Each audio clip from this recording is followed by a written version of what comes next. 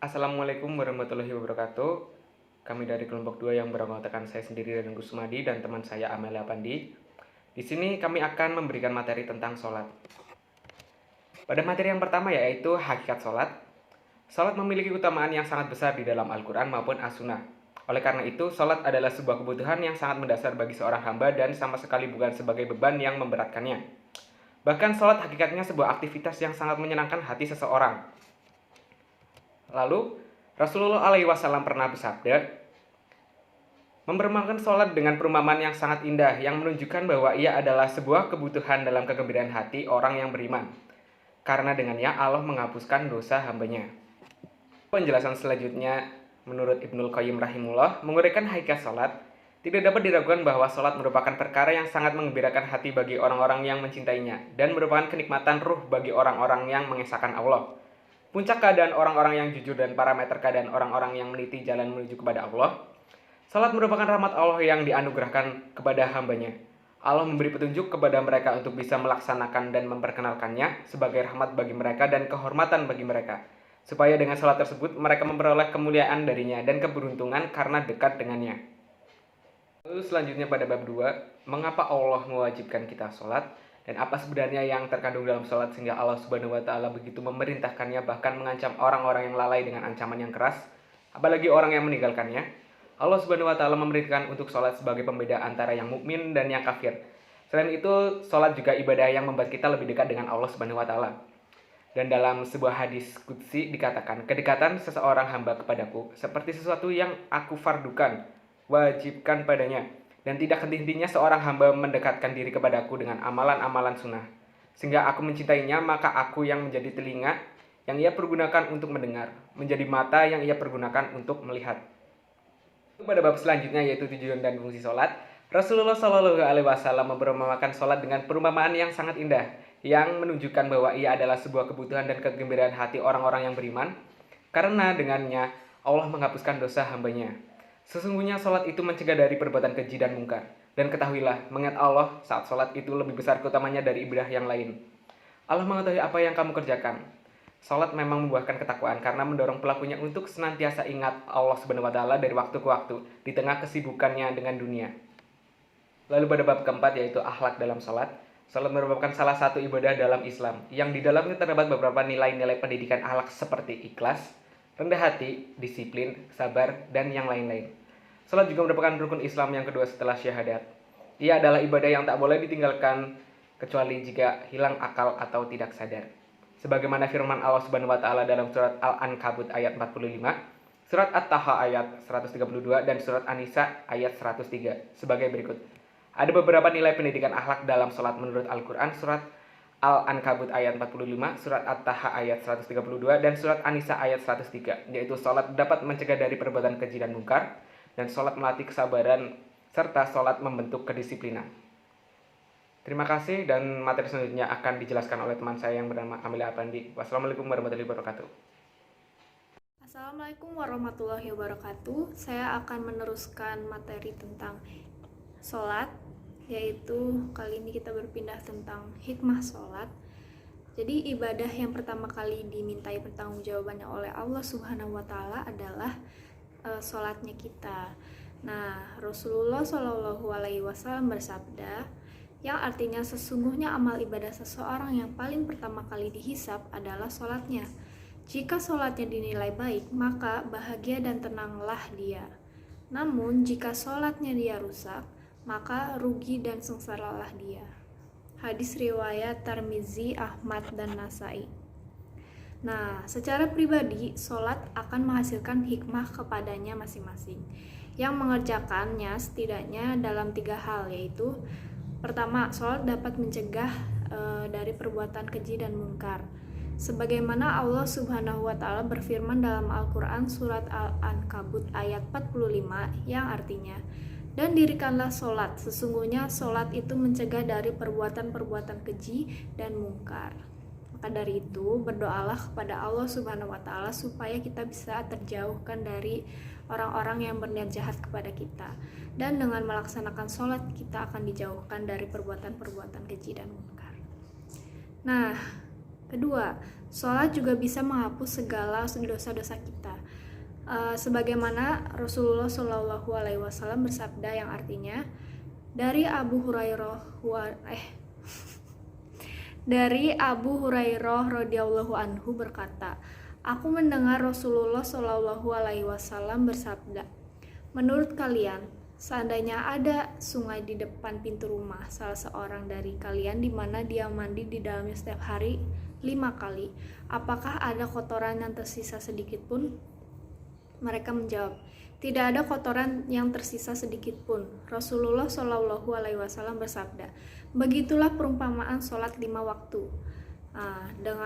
Dengannya Allah menghapus kesalahan-kesalahan.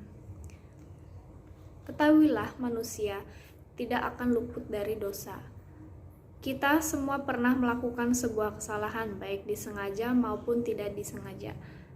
Laksanakanlah sholat 5 waktu, maka Allah akan menghapuskan kesalahan-kesalahanmu. Dan yang ketiga, sholat dapat menguatkan jiwa dalam menghadapi cobaan hidup. Kita dihadapi dengan suatu masalah ataupun cobaan. Kemana lagi kita akan kembali kalau bukan kepada Allah Subhanahu wa Ta'ala. Jadikanlah sholat ini sebagai kondisi di mana kamu akan mencurahkan seluruh keluh kesahmu kepada Allah Subhanahu wa Ta'ala ketika sedang bersujud ataupun setelah selesai sholat. Kemudian materi selanjutnya adalah makna spiritual sholat. Nah, di sini ada 2 poin ya. Kata sholat oleh kalangan sufi dihubungkan dengan derivasi besar ya, atau hubungan. Derivasi ini bisa mengungkap hakikat dan rahasia sholat. Seseorang yang sholat berarti melakukan hubungan langsung atau direct connecting dengan Allah Subhanahu wa Ta'ala. Dengan demikian tercipta rasa aman, tenang, damai dan indah serta lapang di dada ya. Seperti yang dilansirkan Allah Subhanahu wa Ta'ala dalam ayat yang artinya yaitu orang-orang yang beriman dan hati mereka menjadi tentram dengan mengingat Allah. Ingatlah, hanya dengan mengingat Allah lah hati kita menjadi tentram. Quran surat Ar-Rod ayat 13. Karena itulah Allah Subhanahu wa Ta'ala menyerukan, dirikanlah sholat untuk mengingatkan aku gitu. Mengingat Allah Subhanahu wa Ta'ala untuk menenangkan jiwa harus dilakukan secara konstan dan dengan waktu yang teratur. Sebagaimana ditegaskan dalam ayat lain, sesungguhnya sholat itu adalah kewajiban yang ditentukan waktunya atas orang-orang yang beriman. Melaksanakan sholat secara rutin sebagaimana waktu-waktu. Oke, kita ke next material. Oke, materi selanjutnya adalah ancaman bagi yang meninggalkan sholat. Sudah menjadi kewajiban umat muslim untuk menjalankan sholat 5 waktu, karena sholat merupakan sebuah tiang dari agama, atau tiang agama ya. Setelah membahas tentang makna spiritual sholat, yang mana sholat bisa mengkonekkan batin kita dengan Allah Subhanahu wa Ta'ala, maka berikut akan dijelaskan tentang ancaman bagi orang yang meninggalkan sholat. Nabi Shallallahu Alaihi Wasallam pernah bersabda yang berbunyi, barang siapa yang menyepelekan sholat atau menggampangkan sholat, maka Allah akan menyiksanya dengan 15 macam siksaan. Wow. 6 siksaan di dunia, 3 siksaan ketika menjelang mati, 3 siksaan dalam kubur, dan 3 siksaan ketika keluar dari alam kubur. Nah, di sini saya akan membahas 3 siksaan di dunia, terus ketika di alam kubur dan di hari kiamat nanti. Nah, yang pertama 6 siksaan di dunia ya. Yang pertama, Allah akan menghilangkan keberkahan dari umurnya. Yang kedua, tanda kesolehannya akan dihapus oleh Allah dari keningnya. Kemudian yang ketiga, semua amalnya tidak akan diberi pahala oleh Allah Subhanahu wa Ta'ala. Allah Subhanahu wa Ta'ala tidak akan mengangkat doanya ke langit. Yang kelima, semua makhluk di dunia akan menyepelekannya. Dan yang terakhir, dia tidak akan mendapatkan bagian doanya orang-orang soleh. Kemudian tidak hanya siksaan di dunia saja ya. Kita akan beralih ke 3 macam siksaan ketika menjelang mati. Yang pertama, bahwasannya orang yang meninggalkan sholat dia akan mati dalam keadaan hina. Kedua, bahwasannya orang yang meninggalkan sholat dia akan mati dalam keadaan lapar. Dan yang terakhir, bahwasannya orang yang meninggalkan sholat dia akan mati dalam keadaan haus. Walaupun air lautan di dunia diminumkan kepadanya, maka tetap tidak akan pernah menghilangkan rasa haus dahaganya. Benar-benar menyeramkan bagi orang yang meninggalkan sholat. Nah, kemudian yang terakhir yang saya akan bahas, ini siksaan ketika nanti di alam kubur ya. Di alam kubur, kuburannya akan disempitkan oleh Allah Subhanahu wa Ta'ala. Kemudian di dalam kuburannya akan dinyalakan api neraka. Kemudian orang yang meninggalkan sholat siang malam, ia akan dipanggang dan dibolak-balik di atas bara api tersebut. Yang terakhir, ular yang bernama Syuja al-Aqra akan datang pada orang-orang yang meninggalkan sholat.